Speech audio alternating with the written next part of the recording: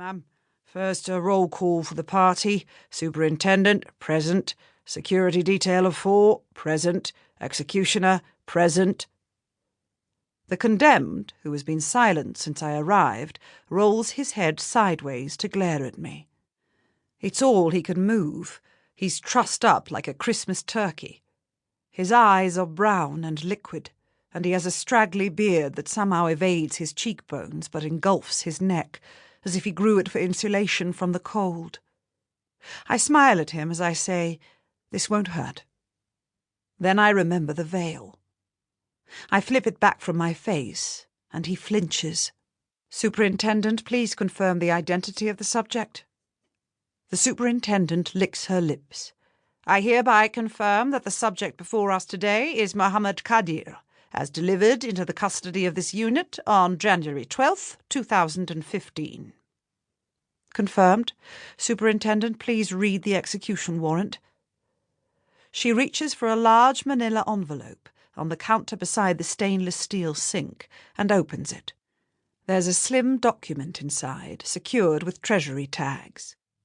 "By authority vested in me by order of Her Majesty Elizabeth II, I hereby uphold and confirm the sentence of death passed on Muhammad Qadir by the High Court on November 25th, 2014 for the crime of high treason, and upheld on appeal by the Supreme Court on December the 5th. Signed and witnessed, Home Secretary." When the new management reintroduced the death penalty, they also reintroduced the British tradition of greasing the skids under the condemned, letting people rot on death row being seen as more cruel than the fate we're about to inflict on the unfortunate Mr. Qadir, who, to be fair, probably shouldn't have babbled fantasies about assassinating the new Prime Minister in front of a directional microphone after Friday prayers during a national state of emergency. Sucks to be him. "Phlebotomist, please prepare the subject." Mr. Qadir is strapped down with his right arm outstretched and the sleeve of his prison sweatshirt rolled up. Now one of the prison officers steps between us and bends over him, carefully probing the crook of his elbow for a vein. Mr. Qadir is not, thankfully, a junkie. He winces once, then the phlebotomist tapes the needle in place and steps back. He side-eyes me on his way. Is he looking slightly green? "Executioner, proceed." This is my cue. I reach into the foam-padded interior of the briefcase for the first sample tube. They're needleless syringes, just like the ones your doctors use for blood tests. I pull 10 cubic centimeters of blood into it and cap it.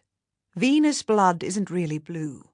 In lipstick terms, it's dark plum, not crimson gloss. I place the full tube in its recess and take the next one, then repeat the process 18 times. It's not demanding work, but it requires a steady hand. In the end, it takes me just over 10 minutes. During the entire process, Mr. Qadir lies still, not fighting the restraints. After the third sample, he closes his eyes and relaxes slightly. Finally, I'm done. I close and latch the briefcase. The phlebotomist slides out the cannula and holds a ball of cotton wool against the pinprick while he applies a sticking plaster. There, that didn't hurt at all, did it? I smile at Mr. Qadir. "Thank you for your cooperation."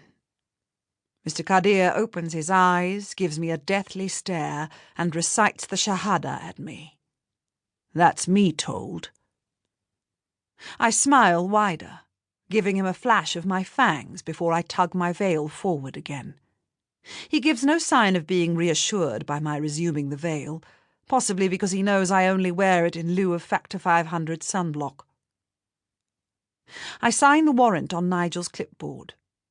"Executioner, participation concluded," he intones. And that's me, done here. "You can go now," the superintendent tells me. She looks as if she's aged a decade in the last quarter of an hour, but is also obscurely relieved. The matter is now out of her hands. "We'll get Mr. Qadir settled back in his cell and feed him his breakfast once you've gone." I glance at the mirror, at the blind spot reflected mock.